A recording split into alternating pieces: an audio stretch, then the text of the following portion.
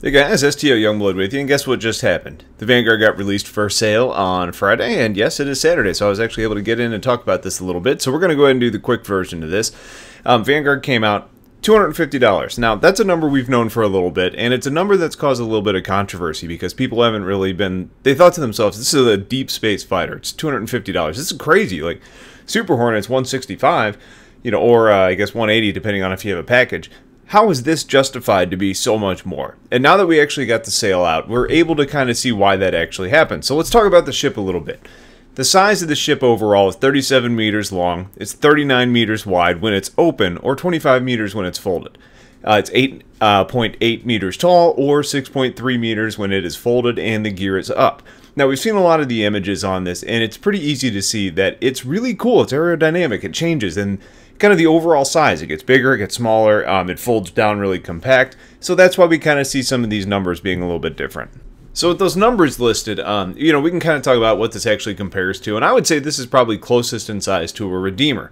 Now, the Redeemer is quite a bit taller, though. It's not quite as wide, which actually kind of makes sense. When you're inside a Redeemer, you've got your entry level with where the troops kind of mount up. Then you've got that second tier where you actually...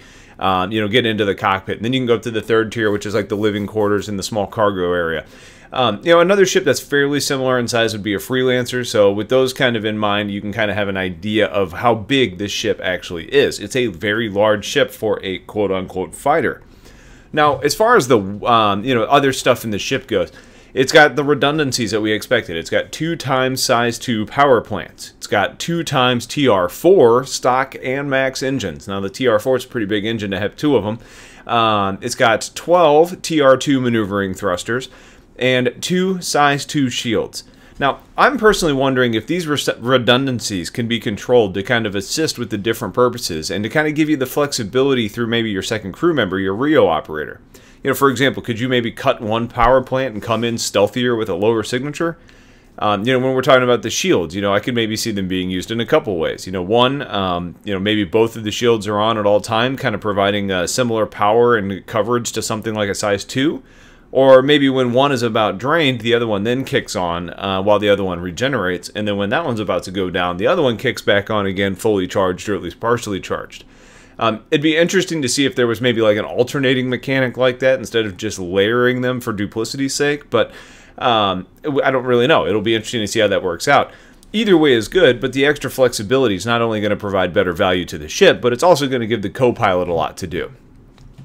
Now, the weapons on this ship turned out to be pretty interesting. You've got a size 4, and I'm quoting here, Death Ballistic Gatling gun that's gimbaled on the front of the ship. You've got 4 size 2 M4A bearing lasers. Those are all going to be on the nose. And you're also going to have the man turret with size 2 repeaters. They looks to be the Badgers to me. And then on top of that, you've got size 2 missiles, about 8 of them that are going to be stored in the compartments, kind of like we talked about before, behind the cockpit.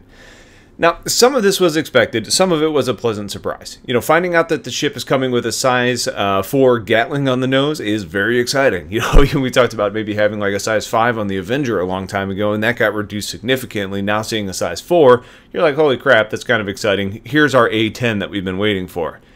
So on top of that, though, I'm also excited to see that they plan on giving it the M4As, the bearings, instead of the Badgers. Not only are they going to be packing a little bit more of a punch, but it's adding some diversity to the ships and kind of their stock lineups at this point. So, when we start looking at the concept art and comparing that to the Holoviewer, we get a slightly different picture. What it looks like to me, as opposed to the concept art where we had the Badgers on the front, like underneath each side of the wings, we now actually have what appear to be torpedo bays. And I'm putting up a little video so you can actually see this. But in the viewer, it shows 4 torpedoes, 2 underneath each wing. And instead of there being guns there, it looks like they may have been moved to the nose, kind of above and behind where that actual gimbaled weapon actually is. Now, I can't tell if that's right or, if I'm maybe just looking at it wrong by looking at the Holoviewer, but it's an interesting thought to have all the weapons that concentrated right in front of the pilot. There's only going to be, in looking at this, you can tell there's only really like 3 little tips that are protruding. So, I guess technically those could be sensors, but I think, and more in likelihood, that is going to be where those bearings are at, and the Holoviewer asset has just not been completed yet. But if nothing else, it's consistent with the description that we got from CIG with the bearings being on quote-unquote the nose. So talking about that description, they talk about how the Vanguard was initially developed as a bomber-destroyer, which features extensive forward-facing or forward-mounted weapons to tear through armor and shields. You know, it's named the Vanguard because it has multiple jump range to form the spearhead of like an expedition. They say it trades maneuverability as compared to the Hornet and the Gladius, and if we're losing maneuverability from a Hornet, this thing's going to be pretty clunky. And that kind of makes sense based on the design of the ship, though with 12 TR2 maneuvering thrusters, I probably would have expected it to be a little bit more nimble, but hell, we can't fly it yet. We can't even see it in the hangar, so we don't really know. But in exchange, though, it's getting more hard points, it's getting increased space for systems, which is including electronic warfare stuff. So for those of you that are interested, that's a very cool thing, and not a whole lot of ships that we've heard of that have been mentioned, you know, really carrying that suite of equipment. You know, designated roles are listed as a jump scout, a long-term patrol, a fighter/bomber, a command and control ship, a bomber interceptor, and even a fighter killer if you've got a good pilot. Now, I know a lot of people were shocked by the price tag on this ship. You know, $250, more than we expected. But I think this versatility in roles, it's what is really kind of helping to justify the cost. And personally, I think I'm fine with it. You know, I think if we get into the should you buy portion of this, you know, should you buy the Vanguard, I'll tell you this, I melted my Super Hornet for this. So that might kind of give you an idea of how bought in I am to this.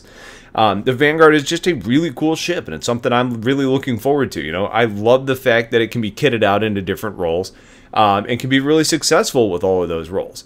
You know, hell, just based on the description alone and knowing what we have for hard points, this thing is probably going to be incredibly valuable to protect a fleet. You know, you jump in first, you check to make sure things are safe, you stay around, and then using that advanced sensor suite, you could try and spot enemies early.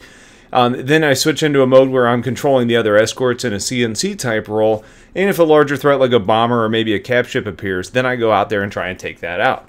Being the military leader in my organization, this is going to be like my go-to ship. The more information we got about this made me more and more interested.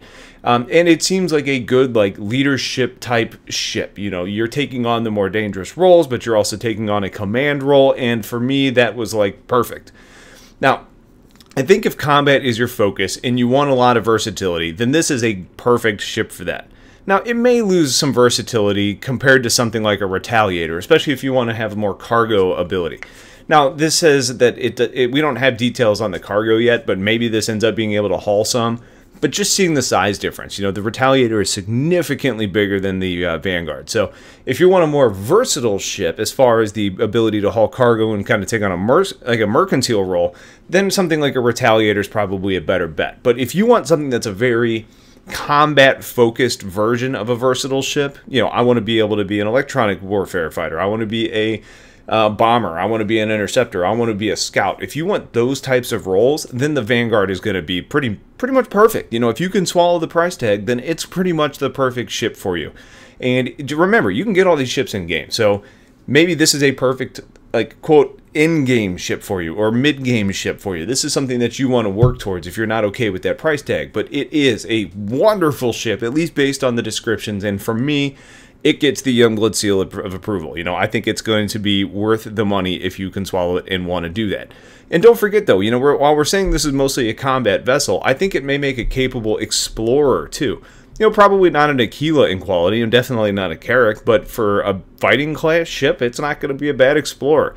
The flexibility, the versatility, that's what makes this worthwhile, and especially the unseen things like we didn't know it was going to have, like potentially torpedo bays. It's got a survival pod on it, and the advanced sensors, and all the new stuff that we've seen, on top of the fact that it's a cool-looking ship and pretty unique, make it worthwhile. So if you have questions, let me know. I'll try and get back to you guys. Otherwise, have yourselves a wonderful day. Oh, the sale goes on until April 6th. So yeah, if you have any questions, let me know. Otherwise, have a wonderful day and take care.